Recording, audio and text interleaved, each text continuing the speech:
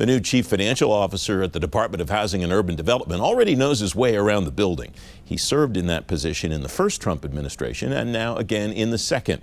Irv Dennis is the new and former CFO at HUD. Irv, welcome. Thanks for joining me. One of the things that you've done since you've been back at HUD is establishing the HUD Efficiency Task Force. What's your goal with the task force, Irv? Well, the goal of the task force is to take the initiatives of DOGE and make it sustainable. It's a governance task force. I set something up prior administration and we branded it the agency-wide integrity task force. And what I want to do is take the efficiency ideas that are going on with DOGE and make it sustainable. So the DOGE team is here for 6 months to a year and a half, and I want this to be embedded into the agency.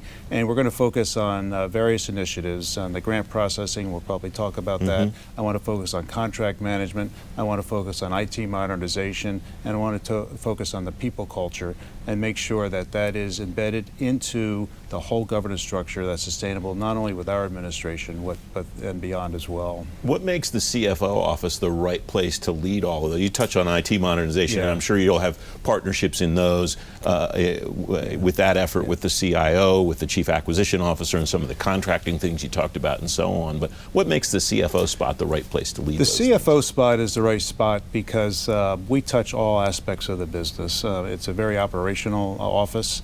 We're in charge of internal controls throughout the agency. We're in charge of reporting. We work very closely with the IT modernization. We know the programs. We know the budget process. We're in charge of the grant process and enterprise risk management. So there's no part of the agency that we don't touch. And it's a great agency-wide view, and we know how to collaborate amongst ourselves.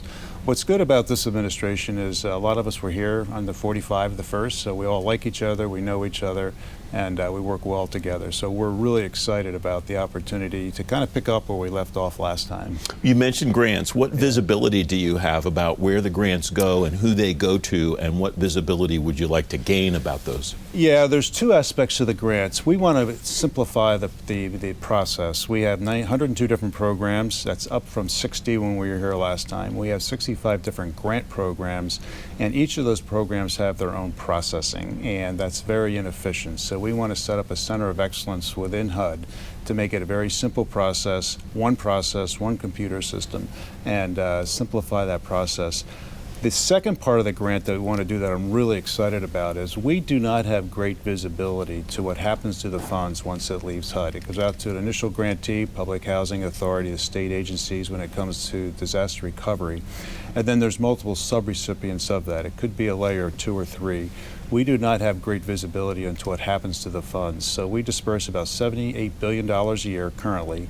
And I want to get better understanding, more accountability and transparency by not only the grantees but also the subrecipients. And we can gather that information through various models that we're putting in place and processes. And once we have that, we're going to create a data lake, and then we can do various artificial intelligence on that to have a better understanding of where the money goes, how it's being used.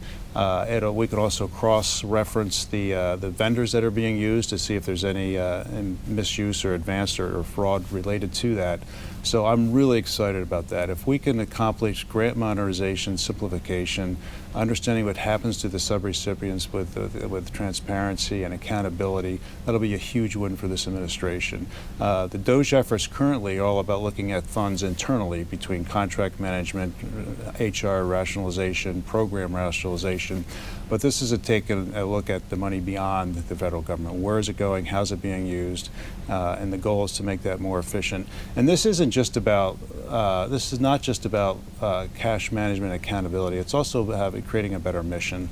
If we find waste and misuse of the funds, that means money's not getting to the people that we serve. So we're a mission-driven agency, and we want to make sure that the funds are being used exactly as the taxpayers would like it to be used. So I think we're going to find a lot of efficiencies in that flow of funds once we get that set up. It's something we're very, very excited about. That sounds like the same tack that you're taking toward contractor awareness too, and understanding what the money where the money goes once the contractors get it. Yes. So the initial focus on DOGE is to look at contracts that might be wasteful to the agency, but I want to extend that to making sure that we know how we're managing contractors. And when I was here last time, we found a couple of instances where I felt contractors were taking advantage of the system. They weren't exactly delivering what they were supposed to be delivering. I didn't think they were doing it in an efficient way. So I want to put a process in place at HUD that we're really monitoring contractors to make sure they're delivering what they're supposed to be delivering on time in an efficient manner. And I do think I wouldn't put this in the fraud category, but I would certainly put it in the waste category. So that's part of this, the Efficiency Task Force. We have a team dedicated towards contract management. And that'll be exciting as well. Do you have metrics in place to measure that already, or is this a construct that you need to put together? It's a construct we need to put together, and I think we'll work with our PO or our purchasing group, and we'll work with the programmers that are overseeing the contractors. But we'll put a process in place with some accountability around it. You mentioned IT modernization, and I imagine part of that is around the financial management systems that you and your team use. Are there other elements of it that you want to review with the task force? Yeah, we want all of it.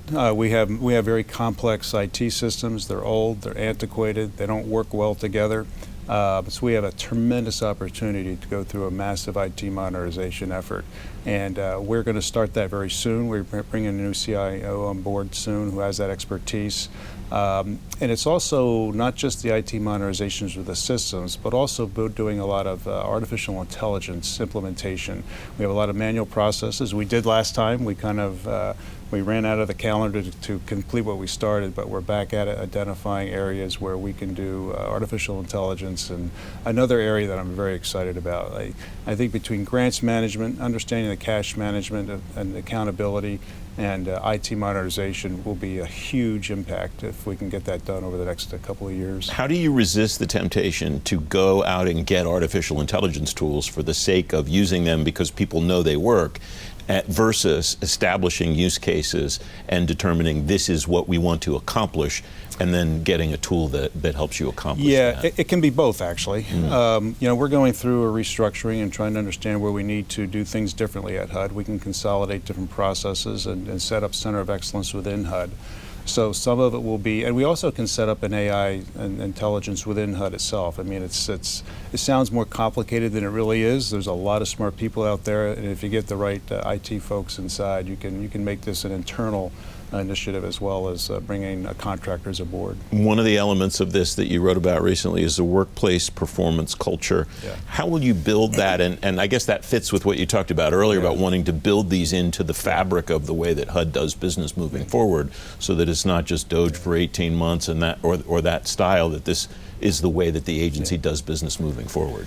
Well, I actually write about this in my book quite extensively. I think the government needs to do a better job of equipping its employees to do work efficiently and effectively, and that comes through mentorship type programs, it comes through education, and it comes from giving them the right tools to do what they need to do, and that comes from the IT modernization. So, as you know, the workforce is trying to get leaner in this environment, and that means the IT has to get more effective. And as we develop those tools and create an environment that's more